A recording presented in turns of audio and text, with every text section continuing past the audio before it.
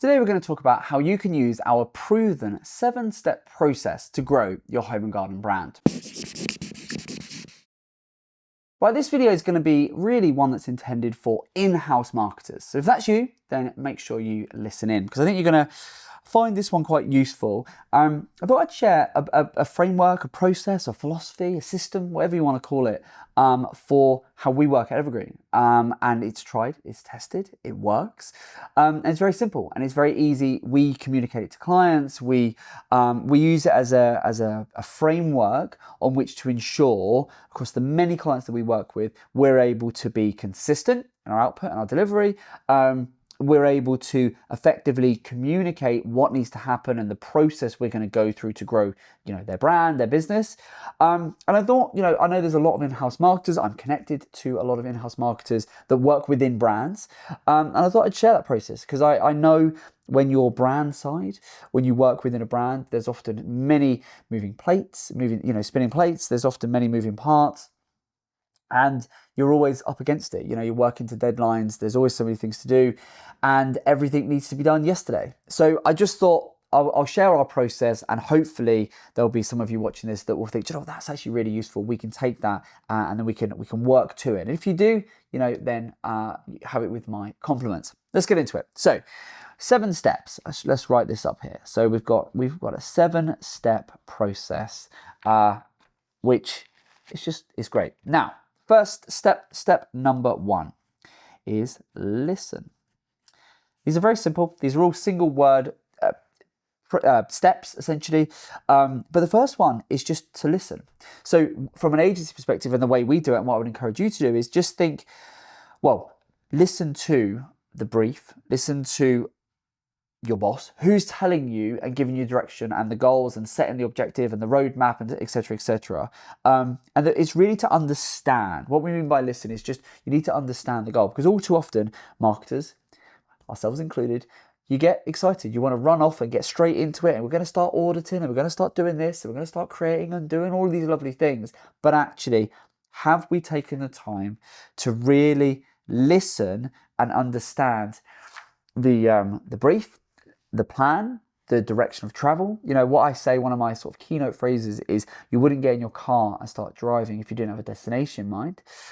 So why do we start marketing and start trying to think about, right, what can we do, and all of these different objectives, if we haven't got a very clear plan and a good sense of what that's going? And often marketers, I know this to be true, that often marketers will get half a plan and half an idea, and then they'll sort of, I'll fill in the blanks, I'll make up the rest. So the first thing we do is we make absolutely sure that we really understand the business, and I say it's the 3 Ps. So the past, the present, and the plan. So really understand, what's the recent past look like? What has the last few years looked like, in the last few months? Okay, where are we now? What's the present? What does today look like in the business?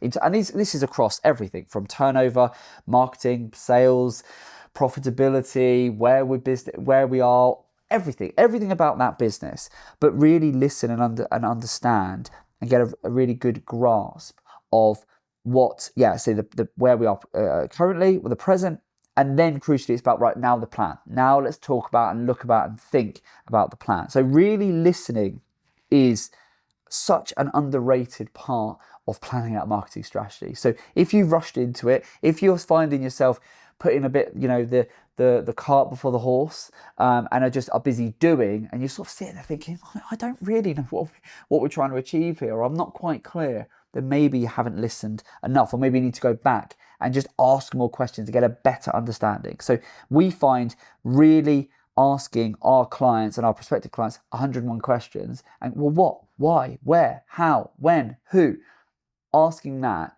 gain absolute clarity, sets us up a treat to be able to move on to the next step, which is a blue pen back, audit.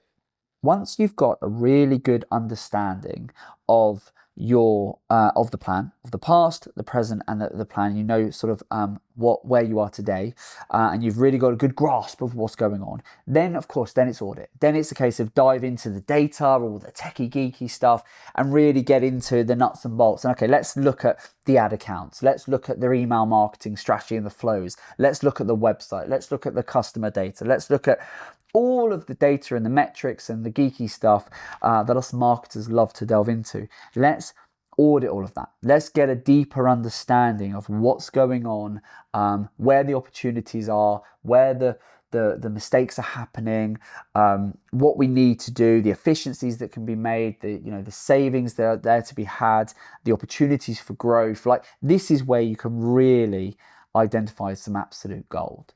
So that's the second step. So the audit, really, really important.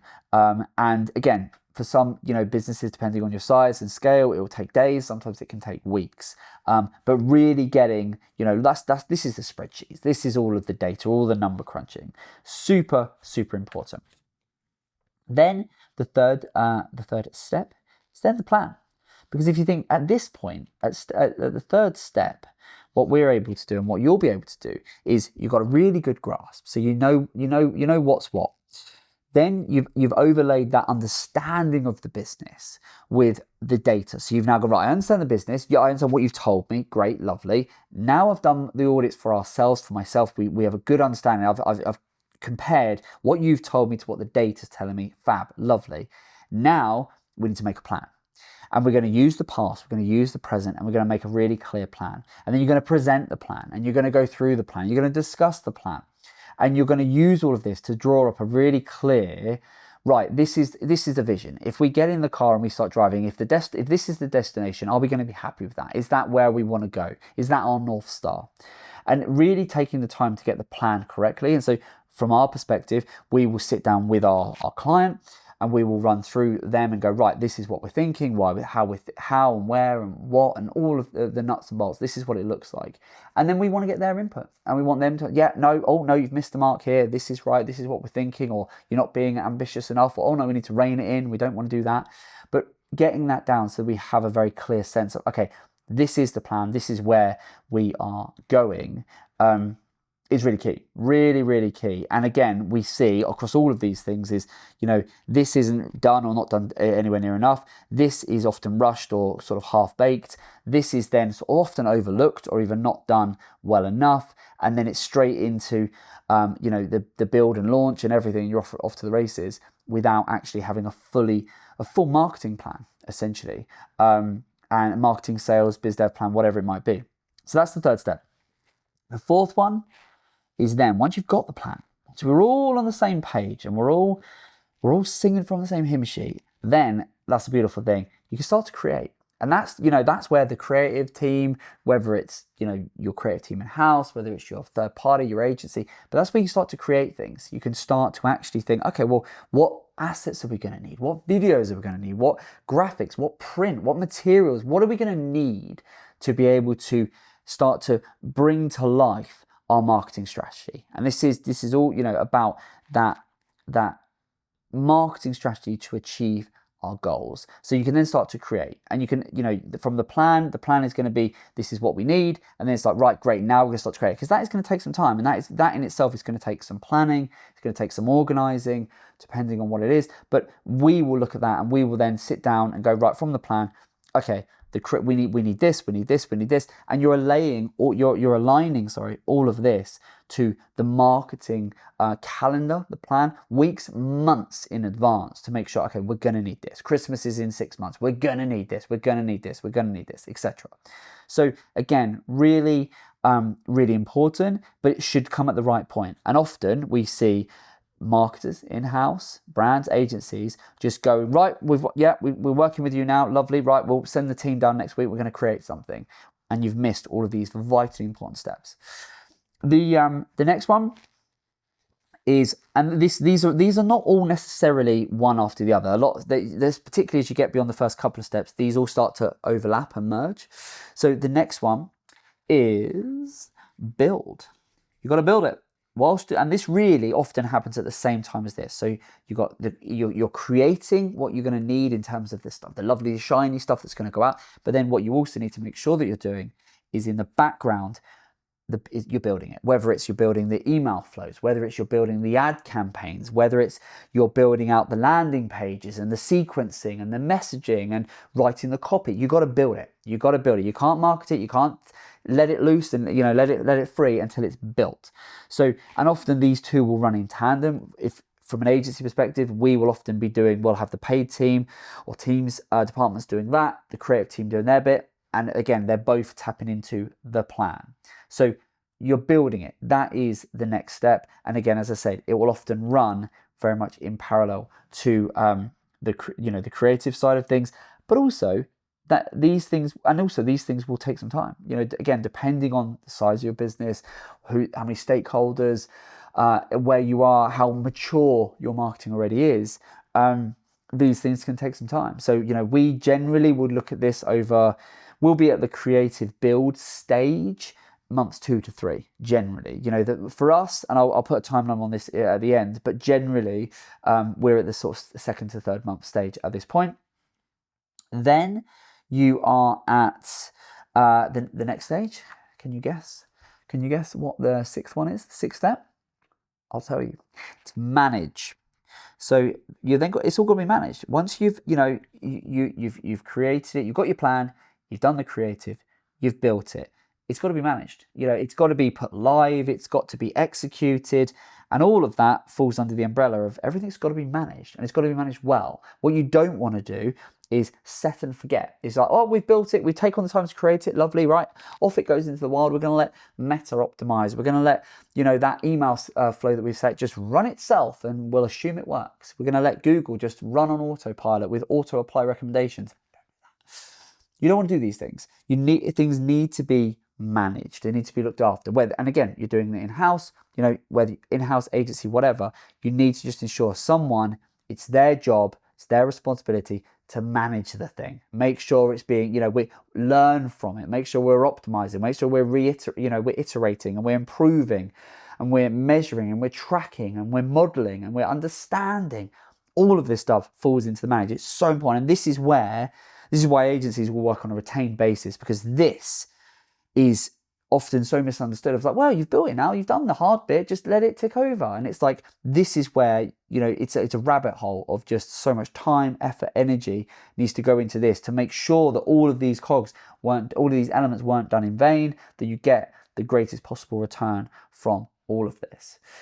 And then look, if you do all of these things and you do it well, and again, as an in-house marketer, you can do all of this. And I just want to give you a bit of a framework, a 7-step thing that you can take these 7 steps that, actually I can apply these to your business, your brand. And you can actually think, well, we don't do this bit well enough. We do the plan before we've properly understood, or we dive straight into the build before we've audited. It's going to be different for everyone. But if you do these 6 things, then a lovely thing happens. And that is, you grow.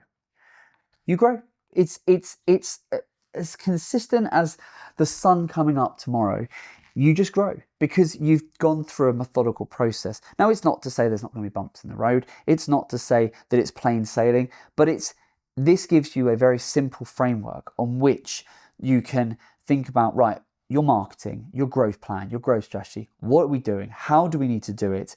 And it gives you something to work to. And when you do this, when you have got a really solid understanding of the business, when you've then dived deep onto the audits, when you've got your plan, you then have created the right thing because you've done the research, you've listened, you understood what the market is telling you, you've come up with a solid plan, you've got the right creative is baked into the right type of build or builds, and you're then proactively managing it. You can't fail. You really can't fail. And we see that across our entire portfolio of clients growth is just consistent. Some it grows faster than others, of course it does, depending on the business and lots of moving parts, but it is consistent. It works. And you remove a lot of the guesswork. You remove a lot of the, it's just, we don't know. And when businesses come to us and they say, well, we're working with an agency, or we've tried this and it doesn't work, and the classic, well, we've tried Google Ads and we don't, we stopped doing email, or we do this or we do that, we'll be able to draw it back to one or more of these 7 things that they just haven't done. And every time it will be, Well, did you actually, you or your agency or whoever was working on your in-house team, did you thoroughly do the audits? Did you map out a proper plan? Did you do the right type of creative based on the audits?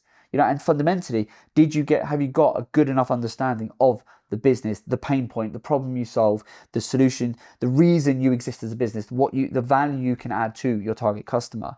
You've done these things, great, lovely, but you haven't managed it. And so you not manage it, well, have you gone back from the managing to do the audit every couple of months to re-look at things because the market has changed, the customer behavior, customer trends have moved on.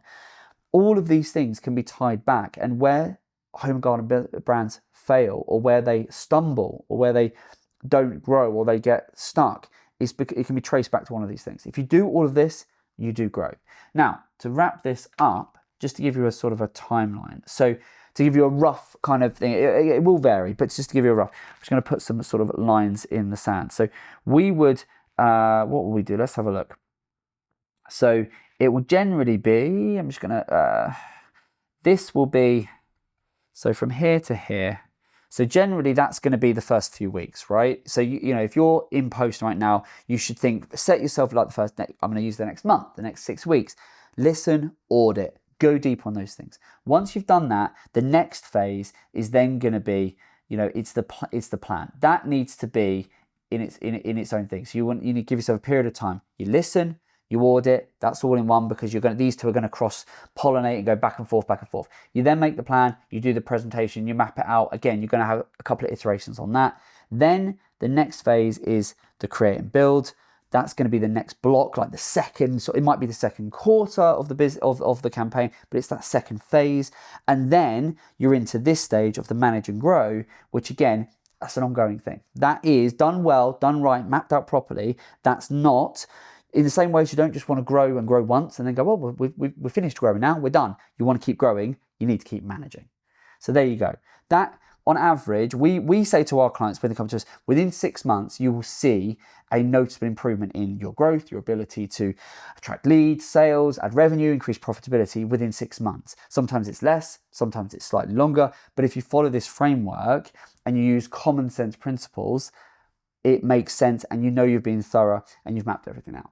So that is the 7 steps for how we work, and how you, as an in-house marketer, as a business owner, maybe you're doing your marketing yourself, maybe you've got an in-house team, that if you follow that is, Evergreen has been using that for, I don't know what we're coming up to now, 13 years, and it works, 13, 14 years, and it works a treat. It's very simple, and it's exactly how we work on every single account, whether they are a business that's spending 5-10 grand a month on ads and marketing, or those that are spending 6 figures a month, every single month on their marketing. Hope you found it useful. Let me know in the comments if you have, or if you haven't. Welcome those comments as well. Hope it's been useful. Let me know what you think of this if you're going to use it. Make sure you give the video a like, and of course subscribe to the channel, as we've got so many home garden sessions, and we've got lots of ideas and lots of things that are coming very soon, because we want to just ensure that we are helping as many home and garden brands as we can to grow both online and offline. Thank you so much for watching. I'll see you on the next one. Take care.